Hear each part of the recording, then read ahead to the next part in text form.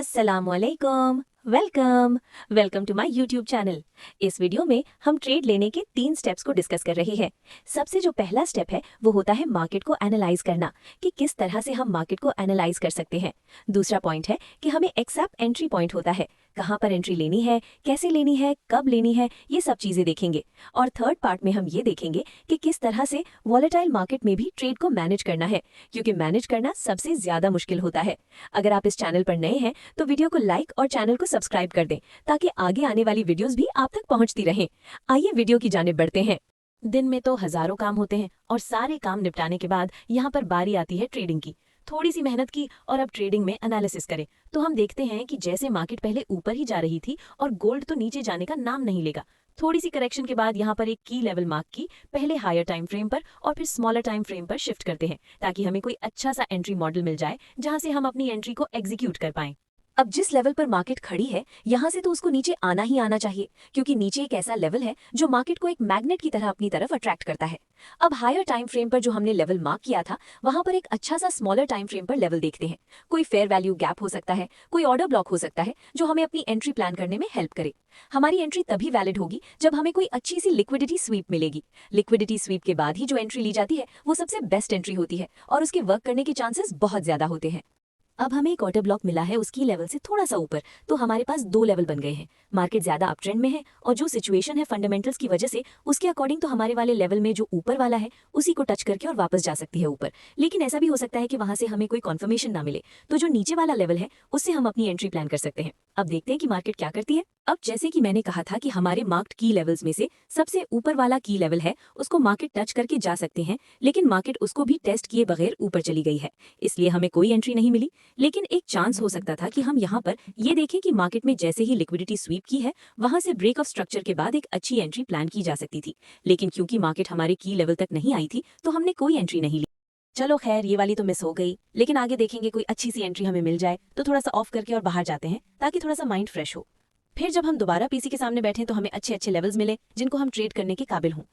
बाहर का मौसम बारिश के बाद बहुत ही प्यारा था और हल्की हल्की हवा चल रही थी। सूरज की रोशनी है, थोड़ी सी धूप सेकी, लेकिन आज ट्रेड करने का दिल नहीं कर रहा, तो थोड़ा सा लेट एनालिसिस करना स्टार्ट करेंगे न्यूयॉर्क सेशन की एंड टाइम पर।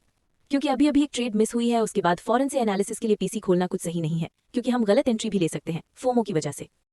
जैसा कि ये थर्सडे का दिन था तो इसे दिन तो न्यूयॉर्क की लेट टाइमिंग में एंड ट्रेड नहीं ले सके थे और ना ही मार्केट को देखा था दोबारा, क्योंकि ये काम पड़ गया था। उसके बाद ये दूसरे दिन जो कि फ्राइडे है आज और न्यूयॉर्क की लेट टाइमिंग है, तकरीबन 11 बजे का वक्त है और वीकेंड आ गया है। यहाँ पर अपने की लेवल को मैंने मार्क किया, एक सेल के लिए अच्छा की लेवल था जो कि मिस हो गया। फिर हमने एक बाय साइड को प्रेफरेंस दी क्योंकि गोल्ड बहुत ऊपर निकल चुका था और यहाँ इसको सेल करने का सोचा भी नहीं जा सकता था। अब देखते हैं इस की लेवल पर किस तरह से एंट्री ली जा सकती है। अब यहाँ पर 2 लेवल्स मार्क किए थे, एक ऊपर वाला जहां से मार्केट ऊपर जा सकती थी और एक नीचे वाला लेवल। लेकिन ऊपर वाले को मार्केट रिस्पेक्ट नहीं दे रही थी, इसलिए हमने वहां से एंट्री नहीं ली, बल्कि नीचे वाले लेवल का वेट किया कि मार्केट जब यहाँ पर आएगी तब हम अपनी एंट्री लेंगे। मुकम्मल सेटअप का इंतजार करेंगे और उसके बाद ही अपनी एंट्री एग्जीक्यूट करेंगे। पहले मार्केट का इस लेवल को रिस्पेक्ट देना बहुत जरूरी है। अगर मार्केट इस लेवल को रिस्पेक्ट देती है तभी हम अपनी एंट्री के बारे में सोचते हैं, अदरवाइज कोई एंट्री नहीं लेंगे। देखते हैं कि मार्केट करती क्या है। अब जैसा कि हम देख सकते हैं कि यहाँ से मार्केट अच्छी रिस्पेक्ट दे रही है हमारे मार्क लेवल को। अब यहाँ पर एक बहुत अच्छी ग्रीन कैंडल की क्लोजिंग हुई है और एनगल्फिंग क्लोजिंग हुई है, तो ये इस लेवल के पावर की इंडिकेशन है कि ये लेवल काम करेगा। तो इस क्लोजिंग के बाद हम अपनी एंट्री प्लान करने का सोच सकते हैं। अब क्या होगा, मार्केट डायरेक्ट ऊपर निकले जा रही है, लेकिन इस तरह से डायरेक्ट अपनी एंट्री एग्जीक्यूट नहीं कर सकते हैं। जब ये थोड़ा सा इन्वर्स क्लोजिंग देगी उसके बाद ही एग्जैक्ट मॉडल बनेगा और तभी एंट्री एग्जीक्यूट करेंगे। ठीक है, जिस तरह से था बिल्कुल वैसे ही इन्वर्स क्लोजिंग हुई और उसके बाद ही डायरेक्टली एंट्री ले ली। अब एंट्री लेने के बाद मार्केट को ऊपर ही जाना चाहिए, क्योंकि ट्रेंड जो है वो भी ऊपर है और फंडामेंटल्स की वजह से गोल्ड बहुत ज्यादा ऊपर निकल चुका है। और ये हमारे लिए एक बहुत ही मजे का पॉइंट था जहां से एंट्री एग्जीक्यूट की, क्योंकि एग्जैक्ट जो ट्रेडिंग स्ट्रैटेजी के रूल्स हैं वो सारे फुलफिल हुए और उसके बाद ट्रेड ली। अब स्ट्रैटेजी के जो रूल्स थे वो क्या थे?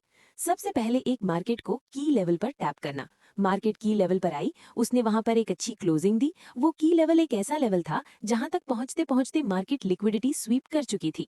उस की लेवल से ऊपर 2 इक्वल लोज थे जिनकी लिक्विडिटी मार्केट ले चुकी थी। इसके बाद यहाँ पर एक अच्छी क्लोजिंग के बाद मार्केट ने एक छोटा सा फेयर वैल्यू गैप जनरेट किया और फिर इनवर्स क्लोजिंग के साथ मार्केट ने अपनी मूव देना स्टार्ट कर दी। यही एग्जैक्ट स्ट्रैटेजी है जिसको हम ढूंढ रहे होते हैं एज एन एंट्री प्लान। हमारा पर्पस होता है एक एंट्री प्लान को फॉलो करना, एक एग्जैक्ट स्ट्रैटेजी की बेस पर एंट्री लेना, जो कि हमने ले ली है। अगर मेरे बताए हुए एंट्री प्लान की आपको समझ नहीं आई तो वीडियो के उस पार्ट में जाएं जहां पर हम ये एंट्री ढूंढ रहे थे, जहां पर ऑर्डर ब्लॉक्स को और फेयर वैल्यू गैप्स को हमने मार्क किया था। वहां पर आपको इक्वल लोज भी मिलेंगे जिनकी लिक्विडिटीज भी हुई, और एक अच्छा की लेवल जिस पर मार्केट ने आके टैप करके और इन्वर्स क्लोजिंग दी, इनगल्फिंग दी, वो वाला लेवल भी आपको देखने को मिलेगा। इसीलिए वीडियो को ध्यान से देखें कि क्या बात हो रही है और क्या मार्केट कर रही है और हम उस पर क्या रिएक्ट कर रहे हैं, क्योंकि हमारा बेसिक पर्पस ही मार्केट जो कर रही होती है उस पर रिएक्ट करना होता है, ना कि प्रिडिक्ट करना। अरे यार, ये क्या हुआ? मार्केट एग्जैक्ट हमारे टीपी लेवल के बहुत ही करीब जाकर और वापस आ गई है। इतना करीब गई थी, सिर्फ 10 पिप्स रह गए थे और टीपी हिट हो जाता। लेकिन खैर है, कोई बात नहीं। अब अगर वापस आ गई है तो हम पेशेंस के साथ इस ट्रेड को लेकर चलते हैं। अभी कोई हम एसएल को नहीं छेड़ेंगे, हम कोई अपने टीपी को नहीं छेड़ेंगे, बल्कि देखेंगे कि मार्केट जो है वो या तो हमें हमारा टीपी देकर जाए या फिर हमें एसएल देके जाए। इन दो चीज़ों को ही लेना है मार्केट में, बीच का कुछ नहीं होता है।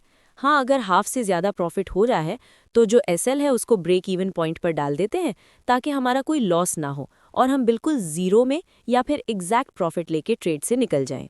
लेकिन मार्केट ने इस इन्वर्स क्लोजिंग के बाद, जो कि हमारे डीपी लेवल के करीब जाकर बहुत ही वापस आई है, नीचे आई है, इस पॉइंट पर कंसोलिडेट कर रही है। अब मार्केट का इस नियर रेजिस्टेंस लेवल पर कंसोलिडेट करने का मतलब ये है कि वाकई में मार्केट में कुछ तो ऐसा है जो इसको ऊपर जाने से रोक रहा है। मतलब कि ये एक रेजिस्टेंस का जोन है, सही, जो ज़्यादा नहीं लेकिन कुछ ना कुछ काम कर सकता है, और ये हमारी ट्रेड जो है वो ब्रेक इवन पर भी कट करने का बायस बन सकता है। लेकिन मार्केट है, प्रोबेबिलिटी होती है कि कुछ भी हो सकता है, इसीलिए हम अपनी ट्रेड को पूरा देखेंगे और पूरी तरह से प्लान को फॉलो करते हुए होल्ड करके रखेंगे। अब एक और ऑप्शन भी होता है मार्केट में, फ्लेक्सिबिलिटी। फ्लेक्सिबिलिटी का मतलब ये होता है कि अगर जैसा कि यहाँ पर हमें दिख रहा है कि मार्केट यहाँ से वापस आ सकता है और बहुत ही थोड़े से पिप्स जो हैं वो टारगेट में से रह गए हैं, तो यहाँ पर पार्शियल क्लोजिंग भी हो सकती है कि हम अपना जो ट्रेड है उसको हाफ क्लोज कर दें, या फिर ये हो सकता है कि जो एसएल है उसको साथ साथ ट्रेल करते जाएं ताकि हमारा थोड़ा सा प्रॉफिट हो जाए, क्योंकि मार्केट से हमेशा या तो थोड़े प्रॉफिट के साथ निकलना चाहिए या थोड़े लॉस के साथ निकलना चाहिए या फिर बड़े प्रॉफिट के साथ निकलना चाहिए। तो ये 3 सिचुएशन होती है। ओवरऑल मार्केट जो करती है उसको अडॉप्ट करना चाहिए, हमें अपने माइंड को वैसा ही शिफ्ट करना चाहिए। फ्लेक्सिबिलिटी का मतलब ये होता है, ये नहीं होता कि हम जिद पकड़कर बैठ जाएं या फिर हम रिवेंज ट्रेडिंग करते रहें या फिर हम अपना साइज बढ़ाते रहें। इस हवाले से फ्लेक्सिबिलिटी नहीं। फ्लेक्सिबिलिटी इस हवाले से कि जब भी मार्केट हमें कोई सिग्नल दे रही है तो हम उसको उसी तरह से फॉलो करने की कोशिश करें। ले जी, हमारा टारगेट हो गया है और इसी तरह से प्रोसेस को फॉलो करते हुए एक अच्छी सी क्वालिटी की ट्रेड लें। कम लें लेकिन अच्छी लें। फिर मिलते हैं नेक्स्ट वीडियो में। तब तक के लिए अल्लाह हाफिज़, अपना ख्याल रखिएगा और अच्छे अच्छे क्वालिटी वाली ट्रेड्स को ही एग्जीक्यूट कीजिएगा। और अगर वीडियो पसंद आई हो, इसको लाइक, सब्सक्राइब और अपने दोस्तों के साथ शेयर करना मत भूलिएगा। शुक्रिया।